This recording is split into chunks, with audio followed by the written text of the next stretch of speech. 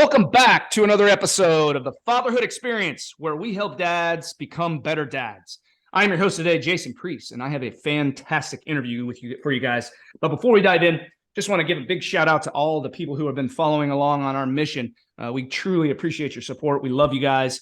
Keep showing up every day, man. We're here to get better. We're here to help you get better, and that's the bottom line. And I'll just throw this out there, man. The only request we have of you guys, man, if you get any value out of today, I can tell you right now.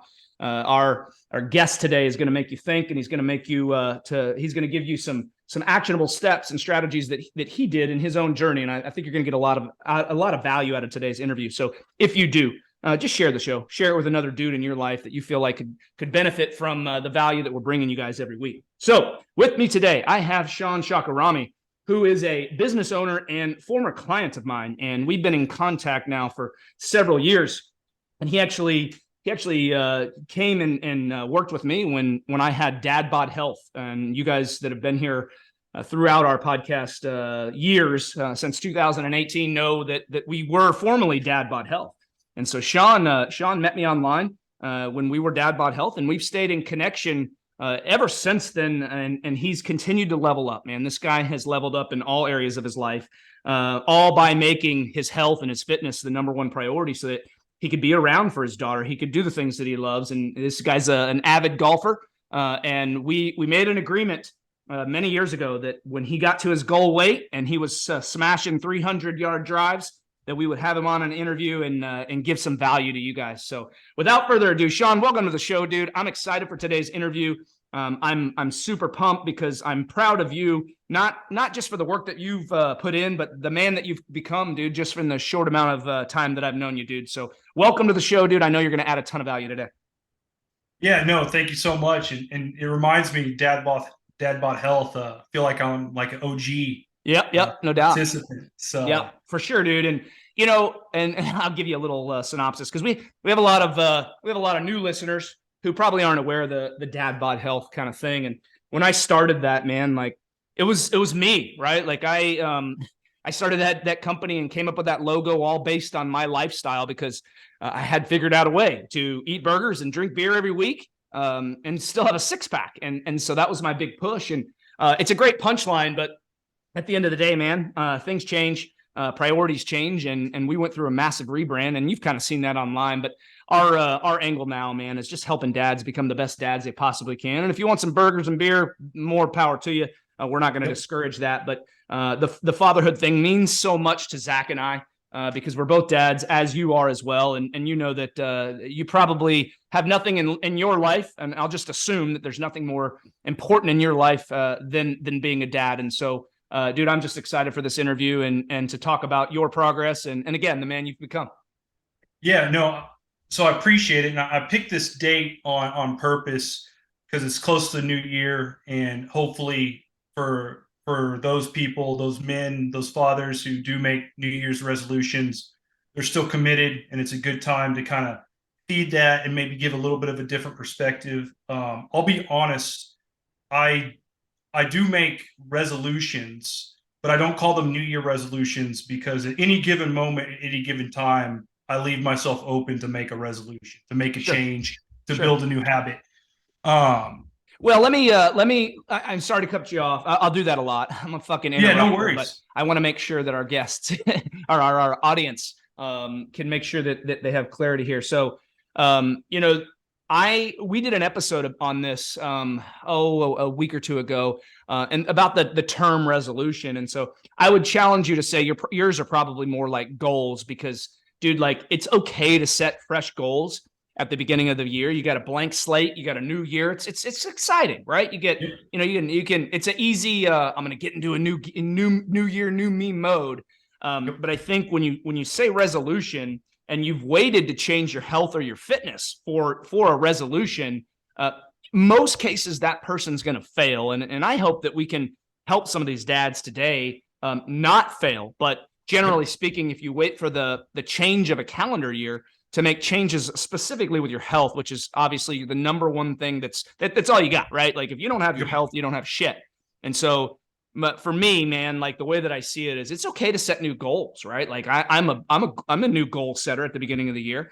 But when it's a resolution, you're trying to resolve something that that you should have taken action on a long time ago. It's generally a recipe for disaster. And so that's my 2 cents on that. How do you feel about that?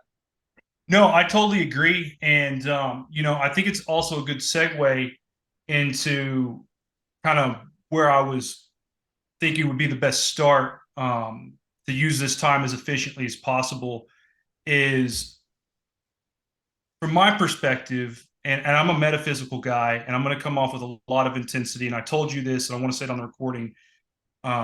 If at any point someone's listening, they feel like I'm yelling at them. What I'm really doing is I'm yelling. I'm yelling at myself. I bring an intensity, and that intensity is because I'm not perfect. I can give you examples where I've done really well, and I'm sure I will end up doing that. I'll give you examples where I failed. And failure is a good thing. Failure 100%. can be a good thing.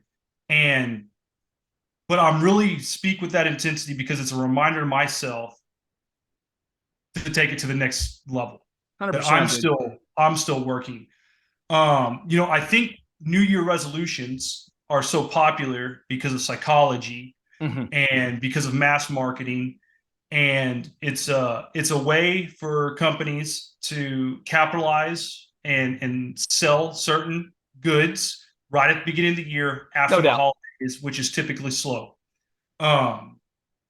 Anyways, the psychology aspect is something that really interests me, and that I had to work on my own mindset, my own psychology, because any change really starts from the mind, from 100% inner self. And I've seen on the page, you'd mentioned it, people say, well, a man isn't defined by their waistline. No, maybe not. However, your external reality, your external reflection is a reflection on who you are on the inside, or what state you are currently in. What 100%. Your inner condition is manifest externally. I'll throw this in there, and we say it a lot, man. Your physical fitness is simply an extension of your mental fortitude. That's it, man. When you make excuses about your physical health, it's all coming from your mind, because you're most likely in a bit of denial. And I understand that, because I was once a fat guy, dude, and I did not love what I was seeing looking back at me in the mirror. I did not love that man. I loved him. I shouldn't say that. And I know we want to get into some self-love here, but I loved him. I expected more of him. I knew that I was letting myself down, right? And so when we say your physical fitness is simply an extension of your mental fortitude, generally speaking, you will see the guys that are overweight get offended by that comment because they're not quite ready for change yet, right? And you were there, right? Like, you would have said that before you started your journey, and so would I. I'm a fact. I'm still confident. Got a lot of guys on our page saying that these days, and I'm like, dude, you don't understand what you're missing out on in life, right? And so go ahead. Yeah, and so the other thing I would say is, so I am somewhat of a business owner, but I did go back to Grant Thornton, got a deal I couldn't say no to, and I'm on the partner track there, and was recently promoted to director, which is just one step behind partner. I'm 31 years old. I'm sure people have made it younger, but 31 is pretty young to make it to the level I'm at. And I don't say that to brag. I say that because it has been scientifically and statistically proven that people who are in good shape, who take care of their bodies, are typically, on average, going to make more money and be more careers. And I can 100% echo that. I am more successful in my career and make more money than I thought I ever would have made. And some of that is based on my fitness, but more so what that fitness has trained my mind to handle. The type of stress that I can take on without my blood pressure rising. That comes from the hours of training, in the gym. If I have a home gym, and we can get into why and how, and that kind of gets to the excuses aspect of things. Is I don't have time for excuses. I lead a team of 30 people, and my ratings are stellar in terms of leadership.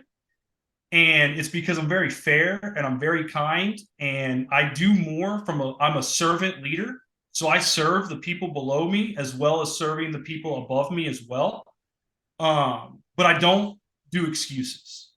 And the reason being is we live in a time and an age where every possible tool is available to you at a very low cost, for free, for free. And I'm going to give you some examples. I work typically 70, sometimes 80 hours a week in my day job. I work out every day.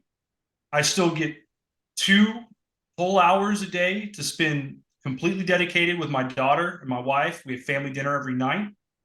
I almost never work the weekends. I also teach online and at a local community college.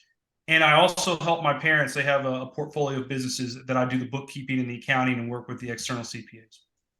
And I'm able to do all that and still work out every day, still play golf once or twice a week.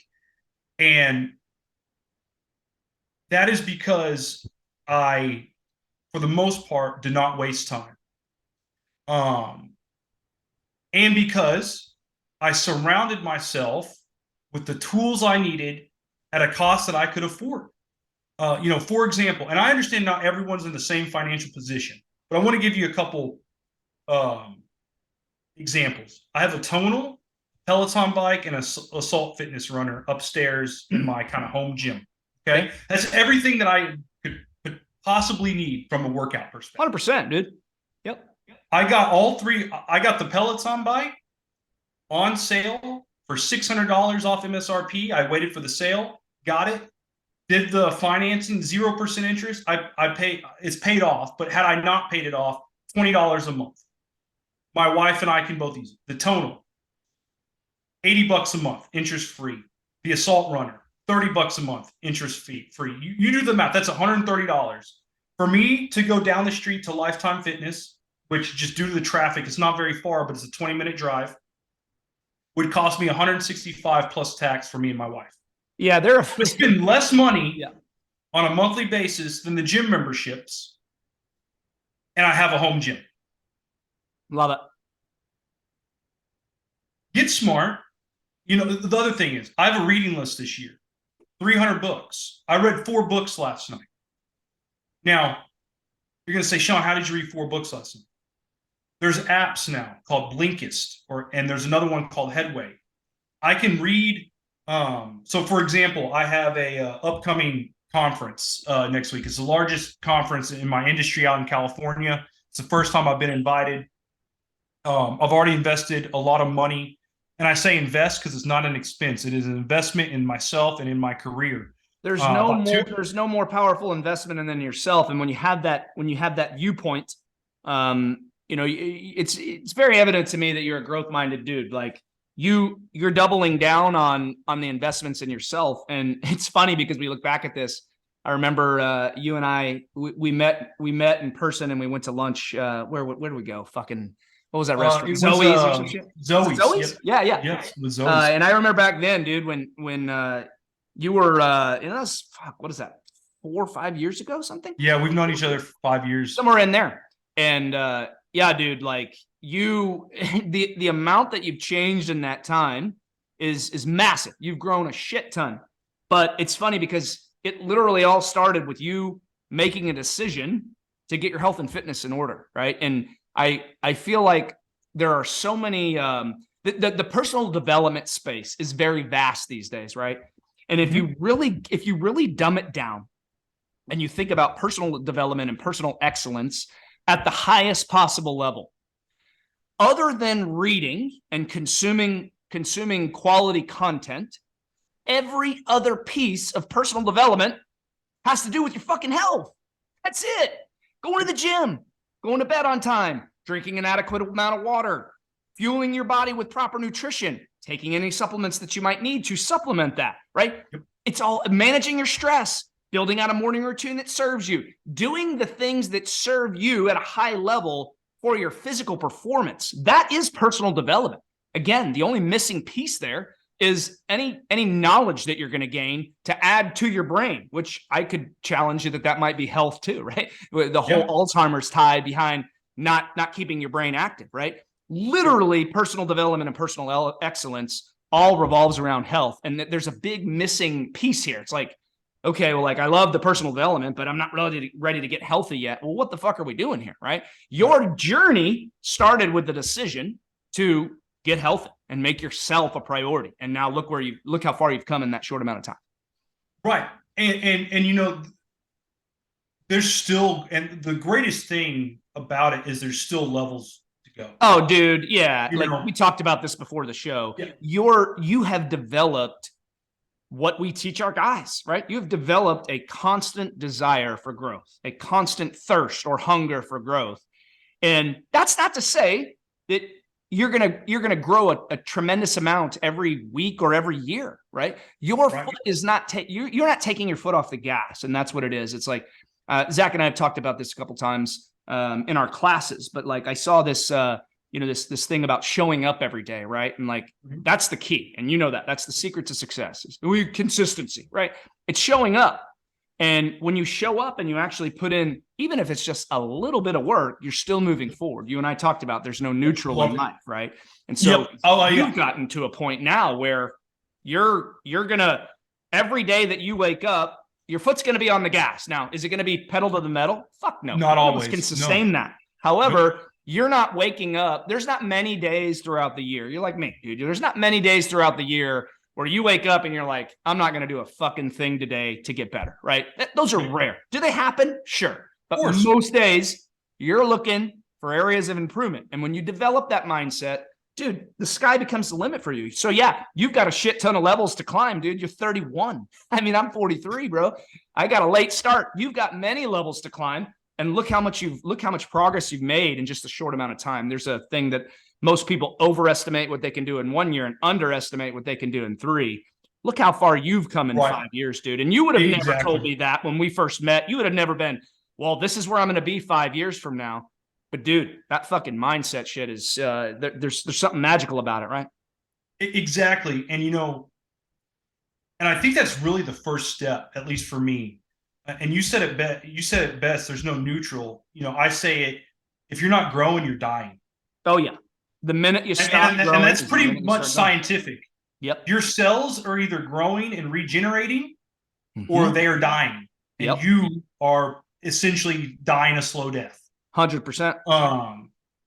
Now, my first step was really, and I'm sure everyone's heard this before, and I think it means something different to everybody, but you first have to know yourself. Mm-hmm. You have to get to know yourself. I did not have a great relationship with my father growing up. Okay. My sister feels a little bit in the victim mentality because of it. I refuse, because at this point, I'm a 31-year-old grown man, and I refuse to look back on my life and say, well, I don't do this well, or I can't because daddy said something mean to me when I was 8 years old, or daddy spanked me a little too hard. Maybe he did, maybe he didn't. It doesn't really fucking matter, because I'm a grown-ass man and I got to take accountability myself. 100%, dude. But you're the one that has to look you in the. You're the one that has to look at yourself in the mirror every day. Right. Right. This victim mentality bullshit, I don't play it. I don't do it. When I started, I did not love myself. And I kind of took after my mom a little bit. I was a little bit of a pushover. I worked a ton of hours at work because I thought that's what I needed to do to get ahead. And yes, it was good. It's good to work hard, but I wasn't good at taking up for myself. And I think you deal with it in the fitness world. I deal with it more in mentoring younger professionals at my job. Is no one gives a fuck about your career more than you give a fuck. And the same with your health. It's not selfish to ask and demand what you're worth. 100%. And too many men out there are settling for way less than they are worth. Oh, I can't agree with you more, dude. So that was step one, was what is my value? What is my identity? What do I value? What do I want out of life? And here I am about to get married. And then a couple of years later, I'm about to have my first child. And fortunately, I'd started that journey before my child came. I'm still learning new things about myself. Again, it's a journey. It's not a destination. But to be able to know what you value, how you define yourself, how you define success, what is a successful life to you? And it's okay. Your definition might be different than mine. Sure. But you need to come up with that stuff. Yeah. And also, I would say, write it effing down. And I'm not talking about typing. I'm not talking about writing with the pen on the iPad. I'm talking about pen to paper. It's scientifically proven that pen to paper is the best way to express these types of things. One of the newest things in my life is journaling, which I always did on and off. I'm more consistent about it, and meditating. Hell yeah, dude. I love it. With meditating. Both pieces in my life, yes. And just taking 5 minutes. Sometimes it's just 5 minutes. I try to get 20 minutes every morning. Sometimes it's just 5. Totally understand. And to take that 5 minutes and focus on my breath and clear my mind, you will be amazed at just in a couple weeks how much sharper and clearer and less distracted and more focused you are. Yeah. Look, dude, I'm a firm believer in both of those. Journaling has been something that I've been more consistent with to start this year. Generally speaking, when I start my day, I try to journal a little bit of like, what's on my mind for the day? Where's my mindset at? And then some tasks for the day. Mine's not extensive. A lot of my writing online comes more of, it's kind of off the cuff, right? Like if I think of something, I'll do it. And sometimes I wish, that I was a little bit more structured, and maybe I become that this year. It's a goal of mine to get my calendar, to live a little bit more by the calendar, because I think it would benefit me tremendously. And it's one of my, I guess we'll call it, it's one of my owned flaws, is that I know that I need to be better about it. Right. But I do also believe there's a piece of, there's a piece of value that comes with doing content off the cuff, because it wasn't pre-planned, right? It was something that really like struck me in the moment, right? So there's some component of that. But where I'm going with this is that I agree with you on the journaling aspect, dude. Like there is a lot of science that says there's nothing better than pen to paper, especially when you're writing down goals and desires in life, right? But the meditation, I want to talk about that for a second, because a lot of guys, overweight dads, especially guys that like, if you're someone that's not been into the, personal development space, and you've not like heard a whole lot of meditation. When I first started out, man, like I thought that was just for tree hugging hippies, right? I'm like, fuck meditation, dude. I'm supposed to sit here with my hands clasped, and I'm supposed to close my eyes and fucking, listen to some dude or some chick talk me into some trance. I'm like, that's fucking weird shit. And I've shared this on the podcast before, man, but I heard Tony Gonzalez, and I might have shared this story with you. I can't remember if I did, but Tony Gonzalez, the ex-Chiefs tight end, Hall of Fame football tight end, he was on a podcast one time, and when I was listening to the podcast, he started talking to the audience about something he had implemented in his life several years before, and it's called a 6-phase guided meditation. and he started, it's Vishan Lakiani. I think he does Mind Valley or something, but shout out to you, dude. Awesome meditation. We use them at our retreats. He's got several different 6 phases, and I specifically, there's 2 of them that I love to do at our retreats, because even though that we teach that stuff to our guys, it's very challenging from a male standpoint that to get into something like that, unless you've been exposed to it in a manner that is appealing to you, right? And so I force my guys to do it. When they come out to the retreat, it's the first thing that we do in the morning. Like, everybody gets up, we gather our coffee, and then generally our retreats are hosted in nature, and we'll go, and I'm like, all right, guys, you know what time it is. It's weird time, right? And we make a joke about it. But then everybody, when it's done, everybody feels fucking fantastic, right? They're all like, holy shit. But then they go home and they don't keep doing it, right? So it's like, there's this disconnect between like doing the things that are going to serve you at a high level, because you have to actually commit to doing it. You have to carve out a little bit of time. And there's this huge misconception of mental health these days, where it's like, I'm depressed, I'm anxious. Let me ask you a question. If you're truly depressed or you're anxious, are you doing these things? Are you going to bed on time? Just the stuff I talked about. Are you going to the gym? Are you eating healthy? Are you deep breathing? Are you doing things that are going to serve you at a high level, right? So I'm pumped to hear that the meditation has been an addition to your life that's benefiting you, because so many guys out there, man, have this like skewed view of what it's like. It's like this weird trance thing, and it couldn't be further from the truth, man. And I've actually started to add some more variations to I've been doing an evening meditation now by Joe Dispenza, and I love it, man. Like, it's just, it's something that once you experience the value, and to your point with the fitness side, you can't go to the gym once a week and expect results. You also can't meditate once a week and think that it's going to change your life, right? But when you start doing these things on a consistent basis, you start to experience that compound effect, right? And so I love that, dude. I love it. And I think the other important aspect here is to kind of tell you what really flipped the switch on meditation, because I think it's important for men to have hobbies and things that they are pursuing outside of their career. Because I think up until this conversation, you probably think, oh, this guy just cares about making money and climbing the corporate ladder, which I do. And I don't shy away. And that's one thing. There's nothing wrong with that, dude.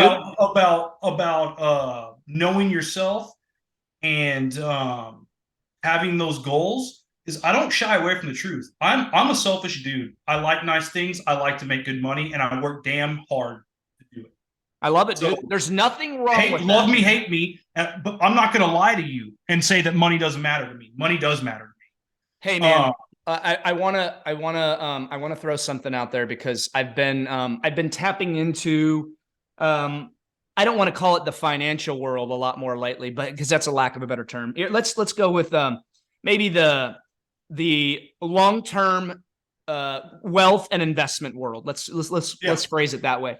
And dude, when you talk about money like that, I want you to know that I 100% agree with you that it is okay to want to be wealthy. It is okay to want more money. And our society right now is telling us, especially the youth, that that the minimalist lifestyle is the way to go. Like the pursuit of more money is a selfish thing. We need to share. Well, we're also being indoctrinated into communism, what they're calling it socialism, okay? Everybody's created equal. You guys can fuck off with that. So I want you to know that everybody listening to this show, I don't care where they are along the spectrum of finances, everybody has at least a tiny desire to have a little bit more. And if you don't, I feel like there's something wrong with you. And that's not me being judgmental. I'm like, how do you not want more money, which is just a tool to give you more freedom, to give you more time with your family? So many people get fixated on the dollar. Dude, it's a tool. That's all it is. And so why wouldn't you want more fun, more time, more everything that's all bought with the fucking tool, right? And so I wanted to throw that in because it annoys the shit out of me when people have this like weird sensation of money. It's like, money's the root of all evil. No, actually, it's not. No, it's not. They want you to believe that. The soul love on it yes, but money itself, like you said, is a tool. It's a fucking And I tool, think, man. I think, and what I also want to add to that is whether it was right or wrong is that's the importance of knowing yourself. I don't care. You got to do Like you. Sean does Sean. you have to be that brutally honest with yourself. You know, it's something that there's some family members of mine don't understand. I'll be like, yeah, I'm selfish. I want that. Or, you know, I'm going to work towards that lifestyle. Well, Sean, you know, in church, and look, I go to church. I love church. I love God. And I'm also open and humble enough to say, okay, you know, when that day comes, I'm open to Jesus telling me, hey, you were wrong about that. Okay, well, thank you for letting me know. But as far as another person, I really don't care because I know myself and I'm open to being brutally honest with myself about what I want and what I value. Yes. That is It's more so important huge. than other people's feelings. Oh, dude. It's funny. Nobody and that's why the other people's feelings, right? It's like when you get to a point in your life, and this was for me, dude, it didn't happen until like I'm glad you're at where you're at right now at 31 because it took me until I became an entrepreneur. And I don't really like to label myself that, but I guess I am a business owner. So when I started to want to work for myself and pursue my own dream, I think it happened for me about 2 years ago. So let's say 41, where I finally got to the point where I just simply don't give a fuck what anybody else thinks about me. And I know that sounds harsh. I know it does. And it might come off a little bit as rude or boisterous, right? It's like, well, that sounds weird. Dude, at the end of the day, like if it doesn't involve my direct family and it's simply the opinions of sheep, right? It's the people that, it's the crabs in a bucket mentality, right? It's like everybody wants to cheer for you until you're doing better than them. And all the people that want what you have are just going to continue to pull you down, right? Crabs in a bucket is a real thing. No crabs getting out of that bucket because all those other crabs are going to be pulling your ass down, right? And so when we talk about that, man, like self-awareness is huge, but that was one of the most liberating things that I've experienced in my life is getting to a point where I finally just don't give a shit what anybody thinks about Jason Priest. My circle is small. If you respect me, great. I'm going to respect you, but I'm going to continue to do me and serve our communities at the highest possible level I can because my purpose on this planet is changing the lives of other fathers, right? That's it. And so anything that comes between me and that, I just don't care, man. Like your opinion means zero to me, just like my opinion, if we're being honest, should mean zero to them. You don't think about what fucking Jason Priest is thinking about you, right? Right. Vice versa, bro. Like you gotta do you. I love a lot of my network, but ultimately I don't care what your opinion is of me. And I love that you've reached that now because, dude, you're 10 years ahead of where I was at when I got to that point. And so congrats, because I'm sure you would agree. It's a very liberating feeling. And I mean, but I learned that through my, you gotta love yourself first though. Right. Yeah. Yeah. And I kind of learned some of that through my entrepreneurial experiences as well. And, you know, the next part was it's important to have hobbies and other interests because I really got committed to meditation because I care about my golf game. I really do. Like, you know, if it was up to Sean, I would be on the PGA Tour and that could be my job. I totally get it. That's how much I love the sport. There's a lot of reasons. I think it's one of the greatest analogies for life is golf. You know, it's a marathon, not a sprint. 100%. It is. There are times where you can hit a perfect shot and it not work out, and there are times where you can hit the worst shot. I almost had a hole in one on a shank on a par 3, and then ended up with a birdie. I'm sure you've also double bogeyed a par 4 when you were 100 yards from the pin for an eagle. Exactly. Right? And that's how life can be. You can hit a perfect shot and get a bad bounce. Yeah. You got to figure out how you're going to deal with that adversity. 100%, dude.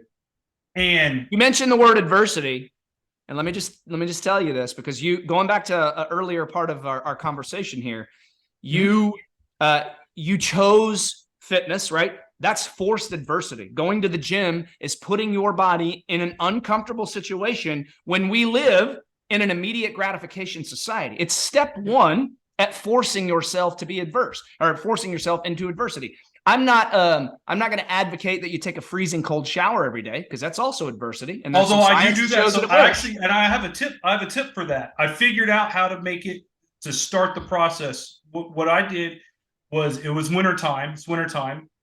Go do a workout in the cold, and then go take a cold shower. Love it. Because you turn that water on hot, it's going to burn your skin. Turn that water on cold, it's going to be a little bit warmer than you just experienced, right? Exactly. Yeah. Good shit. Keep going. And you know, the truth of the matter is, it is forced adversity. Chosen forced adversity. Imagine that. Like, but are you familiar with David Goggins at all? Oh yeah. We talk about him often. He's a fucking savage, and I'm not advocating for people. He's the opposite of comfort. Yeah. He is the apex predator. Okay. Yep. And I'm not that extreme. I'm not telling you anyone else needs to be that. I mean, he takes it to a nutso level. Okay. And he's honest about that. Yep. But there's still a lot of wisdom to be gained from his experiences. 100%. And his mindset is incredible. I mean, if you could just be 20% of his mindset, it would change our whole outlook of our country. Yeah. Oh, you mentioned the guys don't, the meditation makes them feel great, but then they don't continue it. You go to the gym once and makes you feel great, don't continue it. The reason why is because we're not ready, I think, at least is this Sean's theory, we're not ready to accept the truth. Because the truth is, do you know what drives happiness? At least for a man. It was very interesting. I read a book. I read a lot. This one's from 12 Rules for Life by Jordan Peterson. The science and the psychology and the literature will tell you what makes a man happy is responsibility. I can't agree more, dude. I love, and again, I don't want to apologize for cutting you off, because I fucking do it a lot. But no, don't apologize. I'm not I would not call myself an expert interviewer by any means. If you go back and listen to like the first couple episodes on the Dad Bod Pod, one of them was with my wife. We were literally sitting on the couch that's like 10 feet from me. We were doing it on my the fucking recording app on my phone, and I'm like, all right, let's record a podcast. What is this all about? And now we've evolved a bit, right? But dude, I feel like the whole mentality here of mental toughness in men is a disaster in our country, dude. And like when you talk about the psychology piece, right? And you're educating yourself on the psychology piece. Why don't more men want to do this? Why don't more men have more of a desire to do this? It behooves me. But I will tell you from my own personal standpoint, I feel like I crushed yesterday. The only thing that I didn't get done yesterday was getting my car inspected, my truck inspected. Everything else that I had on my critical task list for the day got dominated. And that's not every day for me, dude. Like, I'm not going to sit here and tell you that I'm massively productive every single day. But at the end of that day, dude, when I look back and reflected on my day, I felt like a very huge sense of accomplishment, right? Like I felt like I won the day. And happiness is fleeting, dude. It's not always going to be there, but fulfillment can. And when you're waking up and living your life with purpose, with action-driven steps toward your goals, dude, working hard, like delayed gratification is massive. But dude, when you accomplish that, like that's where happiness comes from. And most guys simply don't grasp that, man. It's the dopamine hits. It's the fucking Netflix. It's the sugar binge. It's the porn, right? This porn, the porn industry is destroying our country, dude. Like these young kids watching porn all day. These quick dopamine, the video games, these quick dopamine hits lead you nowhere, dude. And there's such a big disconnect behind that, dude. And let me be honest, because because that was an early on struggle I had. That will ruin your marriage Oh, it will quickly. so. If you're into that shit, get out of it. It's I don't want to go too deep, but run away from that shit. I can't agree with you more. I've had people on my Facebook post. I've talked about porn several times, and I've had a couple of people say, "Well, what if you watch it together with your wife, or what if your wife enjoys it?" And I'm like, dude, like I don't even have a comeback for that because cool, good for you guys. Not worth man. your time. Sick. Not like, worth your time. No, no, and I will tell you, speaking from a personal standpoint, when that's not a part of my life, which it's currently not a part of my life, and knock on wood, I don't go back down that road, but I have completely cut it out. And look, is it cool to see naked women on occasion that aren't your wife?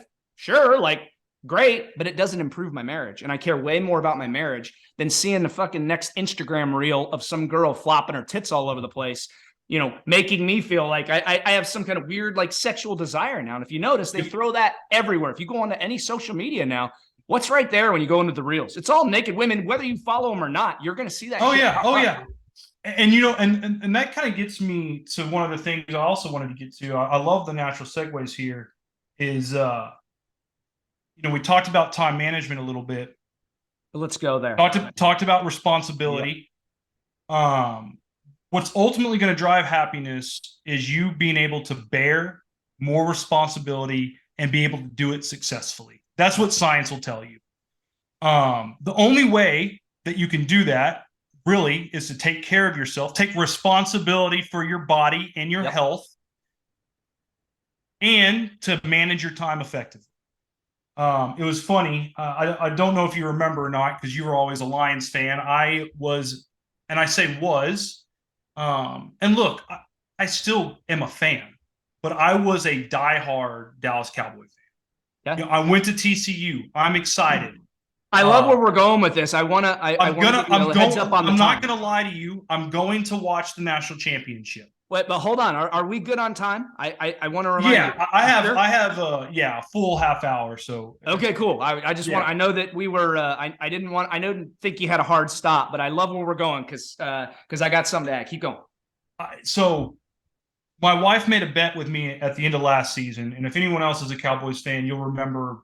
I think we won the division and had a home playoff game and got bounced by the San Francisco 49ers the first game. And I was pissed. And, it used to be that my whole week, and this was just like a year ago, I was still like leveled up. I was still healthy. But the mood of Monday, Tuesday, and probably some of Wednesday was typically determined by the outcome of the Cowboys game on Sunday. Isn't that a fucked up phenomenon, dude? And my entire weekend, in some ways, was scheduled. Hey, no, babe, sorry, we can't do that. Or if we go to church this weekend, I gotta be home by noon because they play at noon this week, or whatever it was being dictated by the Cowboys' schedule. You're speaking my language here, and my wife basically was making fun of me, and I said, you know what? Because I said I'm done. At the end of last season, I was on this journey, right? And I said I'm done. I don't care anymore. I said they always disappoint me. I knew this was going to happen, and I pretty much internally was like, this is ridiculous. I'm a grown man, and I'm in a pouty, victim mentality, pity me mood because of shit that I can't control. With look, it's not about the money. They work hard. But at the end of the day, it felt like I cared more about the outcome of that game than the players. Because at the end of the day, the players are going and taking their vacation. They're cashing their check. Whatever in the hell, $40 million gets you. Yeah. And I said, I'm done. And my wife was like, no way. You say this every year, blah, blah. And I said, no, I'm done. She goes, well, if you're really done, prove it next season. And, and all she said is you just, as long as it doesn't affect your mood and as long as you're not, living and dying by the Cowboys, you get a guy's golf trip. But if you do, get all into the Cowboys again, like I know you will, you have to send me on a girls trip. Okay, fine. I think I've watched all of about 10 minutes of Cowboy games this year.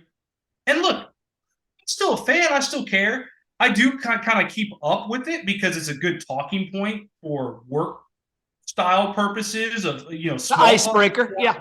Yeah. I'm not telling you not to be weird, because there is a fine line between like being weird and socially awkward. Like, keep up enough to be able to have those small talk conversations and use it to your benefit. But man, I have never been happier. I don't really watch sports. I had a fantasy team, would set my lineups, whatever. I actually won a league, but I really invested zero of my time. I don't really watch TV. Whatever TV I watch is with my wife, and it's one-on-one time with her. Mm-hmm. So there's a couple of shows here and there. But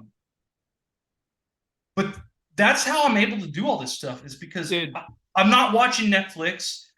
And you mentioned pornography. Yeah, whatever website pornography, but you're right. You brought up a great point. Going on Instagram and scrolling through the Instagram models, and I understand that they have a very small bikini on or whatever. That's still effing pornography. It's porn, dude. Yeah, it's soft porn. Quit wasting your time. Quit wasting your time. It is. It's giving you, again, it's giving you those quick dopamine hits. Dopamine is killing our society. And again, you combine the dopamine with the immediate gratification. I can fucking get anything I want offline right now, delivered to my doorstep within a couple hours, right? Amazon Prime, groceries, fucking fast food on every corner. Immediate gratification's everywhere. But I want to go back to the football thing, dude, because you went through a very similar journey as I did. And I was the guy that was so emotionally invested in the Lions. And so here's the thing, though, dude. You have a Cowboys team that traditionally finishes about 8-8, right? You're always right there, good enough to get a shitty draft pick and not quite good enough to really make a true run, right? Right. They're always competitive, but they're always right there. 7-9, 8-8, 9-7. You ain't doing much better than that on a consistent basis, at least. The Lions have consistently been way worse than that. We've had a couple of years, couple of Matthew Stafford playoff appearances, and fizzled out beyond that. One of them was a loss to the Cowboys. Won't get into that, the Phantom face mask. But you guys got your karma back with the fucking Dez call in Green Bay. Anyway, where I'm going with this is I used to be the guy that would fucking punch holes in my door, dude. I had to fix, even in this house. I've been in this house for 8 years now. We had to fix our door because I punched a hole in the bathroom door when the Lions lost a game one time. And like, that was the breaking point for me. I was like, holy shit, man. I started thinking about it. And I'm like you. I care more about the outcome of this game than the own fucking players do. And not a single one of those players playing in that game knows who the hell Jason Priest is. Not a single one of them. They're in Michigan. I'm in Dallas. And I'm sitting here ruining half my week and being obsessed about the injury report and this and this. And I finally realized that, like, what am I doing with my life? This is literally, during football season, I think you could argue this, probably 1/4 of your life during football season, when you're truly obsessed / invested like that. About 1/4 of your life during football season is obsessing over football. Like, it's that big of a percentage. You mentioned the fantasy. I would have 4 and 5 teams at a time, dude. I gave up fantasy. I think it's been 4 years now. I had a very good league that we would get together every year, do a fucking live draft. It was super fun. The buy-in was like $500. Prizes, obviously, really good. Great league to be in. Awesome dudes. I was like, man, I'm not going to set my lineup. I'm not going to, I don't have the desire to do this anymore. And to your point, I've watched a couple of Lions games this year. But when I say a couple of games, I used to rush off to the grocery store, get all my shit done, rush back right in time for the game, have all my shit planned out. Now, if I go to the grocery store and I don't get back till the second half, like, it's no sweat off my back, dude. The only reason now that I'm watching it is because my little 2-year-old is like, football, I want to watch football. And I'm like, dude, cool. Like, I got a little football buddy, right? But it's still the fucking Lions. Have they made a little bit of a cool turnaround this year? Yes. Are they going to win anything this year? No. And do I fucking care? No. So I'm glad that you went on a similar journey as me, dude, because you very much know how heavy that can impact your life. And when you just turn off that switch and check out from it all, it's kind of like checking out from mainstream media, dude. Like, you got to keep connected just enough to be in the know, but not enough for it to fucking emotionally drain you every week, because it's nonsense that you literally have no control over. And kind of my advice would be exactly what you said. If you happen to be home and the game's on, you got nothing better to do, sure. Yep. I'm not telling you not to turn it on. Don't be weird about it.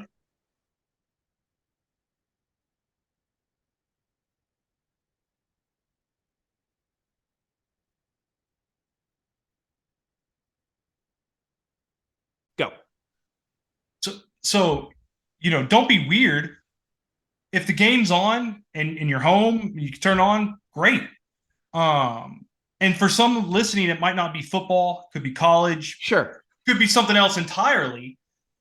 But there's probably something in your life that's sucking time, but also mental energy and causing you anguish that you can cut out. And once you cut that out, you're going to have way more mental energy, which will translate to physical energy. Yep. And also way more time to do things that are going to benefit you. And when it comes to the sports and entertainment and other things like that, use it to your benefit. Yep. And what do I mean, use it to your benefit? Give you an example. Okay, TCU's had this great run. I've never been a big college fan. So it was never like a big time suck out of my life. Sure. But I wanted to watch the game. It was on New Year's Eve. I thought, you know what? I have a lot of great friends from TCU, some of which I haven't seen in over a year. And I've been so busy with work. I typically try to do these barbecues and have people over. And it's an important social event for my family and my friends and my friendships and just the quality of life that I have. I said, okay, I'm going to throw a New Year's Eve party around the TCU game and do some barbecue and have friends over that I haven't seen in forever. And yes, we watched the game, but it wasn't about the game. It was about something more important. It was about something that was going to benefit me, because I had already told myself I didn't expect them to win. The outcome of that game wasn't going to change the fact that I was super happy because I've seen friends, an old roommate, for example, that I hadn't seen in years. Yep. Would you agree? And I think you will. I'm not even going to ask you. I think I'm just going to assume you're going to agree that these types of things like sports, Netflix, these distractions in life, right? That's what we'll call them, as distractions. Is like, again, I'm not going to advocate for anybody to be weird about it, right? But like, when you become an obsessed football fan and your weekend, like when I did corporate wellness, I worked at this company that had a physician's office down below, and he was like a team doctor for the Mavericks for a while, and great dude. And he told me about this patient that he had who would come in, very, very wealthy guy. And this guy literally would, on Friday night, he would fly out to some stadium, some college stadium on a Saturday, and then get together with his buddies on Sunday, and would travel all over the country literally every weekend, just crushing his life with football, booze, and shitty food. At some point, that's going to catch up to you, right? He took it to the extreme with the travel and all that. But I was essentially living that life, man. Like, when your whole focus shifts over to sports and you start to get distracted by it so much, it will consume your life in a way where the mental bandwidth is not there anymore to focus on the critical tasks at hand, the things that are going to serve you and help you move forward in life. So I'm going to assume that you agree that sports essentially, and again, I don't want to be weird about it, but it's a distraction. Ultimately, that's what it is. It's a distraction away from the task at hand. And many guys use it as that dopamine hit to distract them from reality, just like booze, just like porn, just like anything else. It's a distraction from reality because you're not where you want to be. And I'm not saying that everybody is that way, but when you take it to an extreme like I did, I didn't have a purpose when I was that obsessed of a Lions fan. I didn't have goals, dreams, and visions like I do now. And so it is just a drastically different lifestyle when you allow something like that to consume your life on a daily basis. Checking your fucking injury report on Wednesday, seeing what my fantasy lineup is. My whole night is like this Sunday, Packers and Lions play, right? And I'm aware of it. I'm aware that it's there. If the Lions lose, am I going to go to bed mad? No. If they win, am I going to go to bed super pumped? No. Like, I'm going to tune in because it's Sunday night before I go to bed. I'm going to wake up on Monday morning and I'm going to go about my life just like I normally would. And that's the disconnect where I think a lot of guys just go wrong, man. They get down this path of like, got to get the booze, got to get the sports, got to get all this stuff. But meanwhile, it's just a block from reality. And I have a theory, and I'm very lucky that when watching sports, it always kind of opened my eyes to, wow, because I was always competitive and athletic. Sure. And when I watch sports, it would always make me long to actually go play the sport. Okay. And you can't do that all the time as 31-year-old male. I don't have 22 friends put together to go play. Yeah, I get it. I get it. But I think what happens is, especially for men, is they're starting to live vicariously through these athletes. They're starting to reminisce about their high school varsity football days. And remember when I. Yes. the issue is they still have that opportunity. No, it's not on a football field. But that's how I look at my day now. My day is a battle, and I'm gonna fucking own it. Yep, I love it. I love it. I'm gonna treat my day like a professional athlete. And maybe I'm fortunate because in my job, I've always compared it to sports because it's a very fast-paced. I work on merger and acquisition transactions, deal valuations near $1 billion. I'm a consultant, working with investment bankers, CEOs, CFOs, the structures, the equity, the cash flows, all that. What nerdy shit you might be interested in, might not be interested, but it's very fast paced, and it's if you've seen the show Suits or something like that, that's kind of what it's like. Okay, and you've been able to translate that desire of competition. That's what I was about to say. Something that's going to make your life better. Yep. You've been able to transition your competitive drive into your career,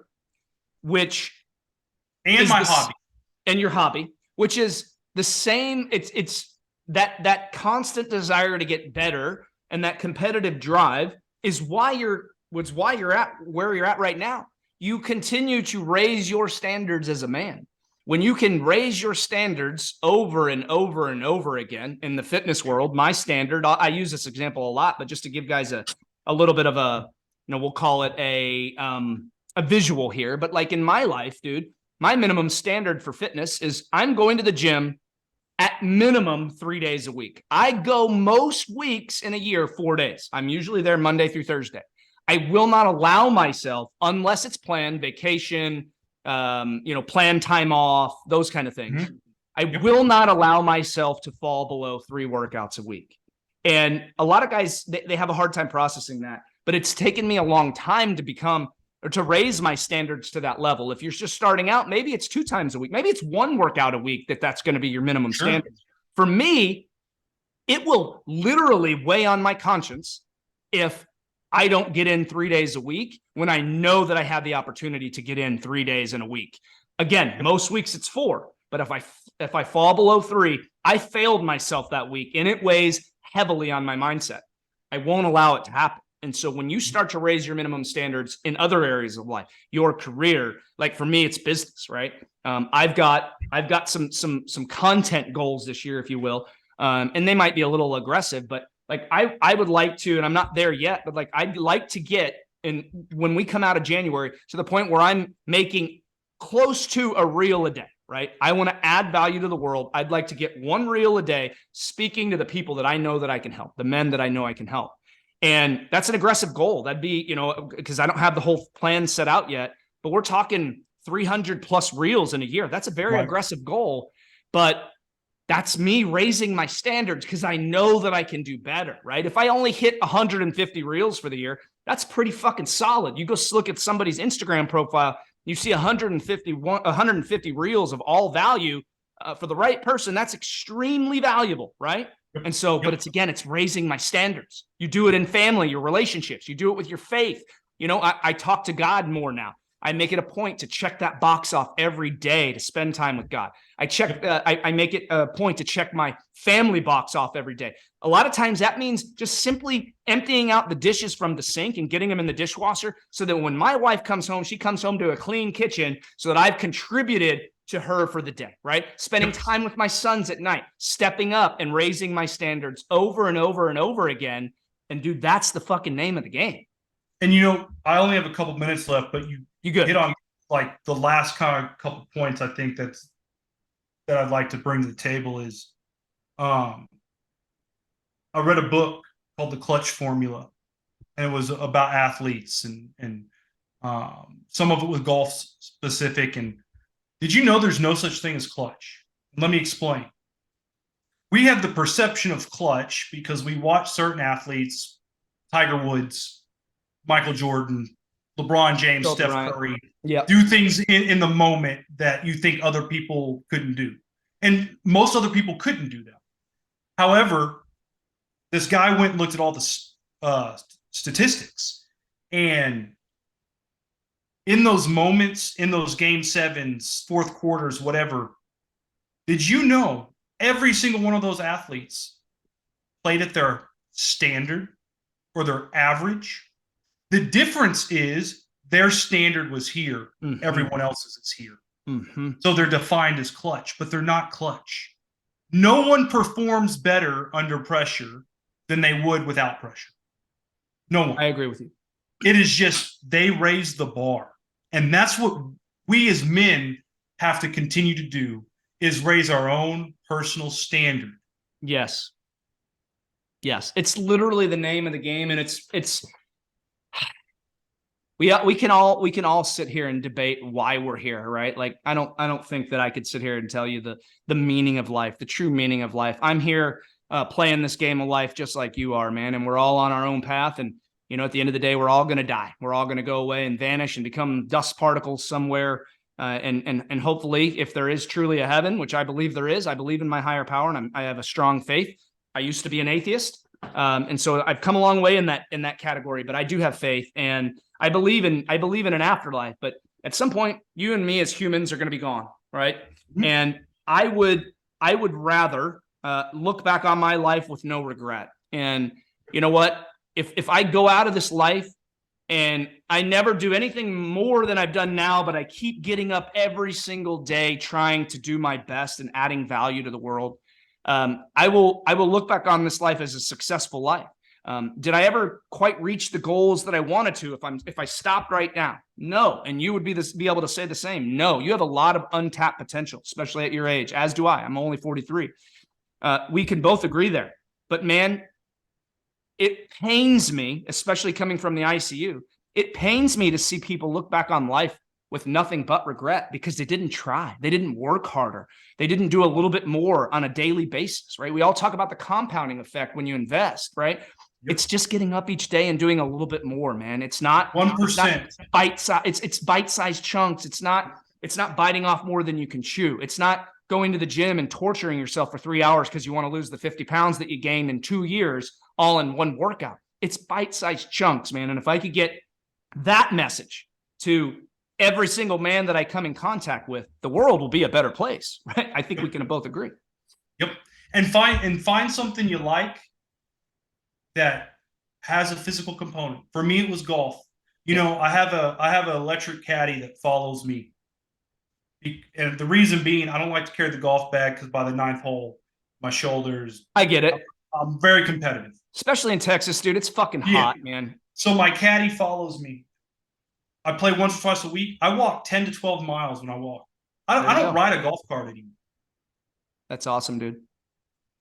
Find something, make it something fun. You know, when the weather's nice, my family and I, we all go on a family walk.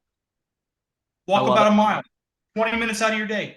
You know, if you ate nutritious food, ate healthy, and you're starting at a different point than me, I know it's true because it worked for me. You go on a walk with your daughter or family or whoever it is, or just by yourself for 20 minutes and walk 1 mile, you will lose weight. Oh, yes, you will. Yes, you 100% will. You will. And you also aren't, you're specifically talking about the weight loss piece, and you don't even recognize the other value there. You're getting out and you're spending time with your family. Vitamin D. You're spending quality time. I love to knock 2 or 3, 1 stone, 3 birds. Yep. Family time, fitness. Yep. Outdoor. Time sunlight, in nature. sunlight, time away from a fucking D. computer screen or a cell phone screen. Exactly. All that stuff. So, hey man, I really enjoyed it. Yep. Dude, this was awesome. I appreciate you coming on, man. I know you're a busy dude. I know you got a lot going on, and you added a shit ton of value today, man. I would love to do it again sometime. We got a lot we got a lot we could unpack, and I think there's a lot of fun ways we could go with it. But appreciate you coming on the show today. I will give you an opportunity, dude. I know. I know you said you're still a little bit of business. Any place where you post or any content or anywhere that our audience could find you if they want to learn more about you? I think the best place is you can find me in your groups and on LinkedIn or Facebook. I don't really do a whole lot from my consulting aspect, but I have been thinking about doing some career type coaching. And I've definitely been helping people with resumes and getting comfortable in job interviews. Love it. So, hey, shameless plug. You said in my groups, right? Here's the thing. In your groups, yeah. Please, shameless plug here.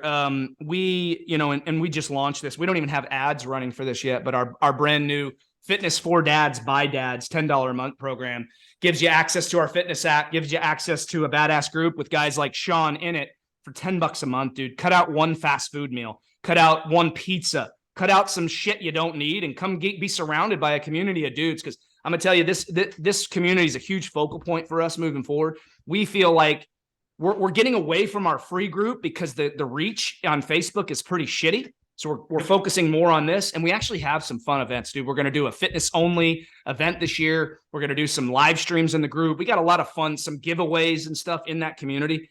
So I appreciate you throwing out there, dude, because we got some fun shit planned for $10 a month. There's so much value you can get out of it. Being surrounded by the right people. I pay the $10 a month.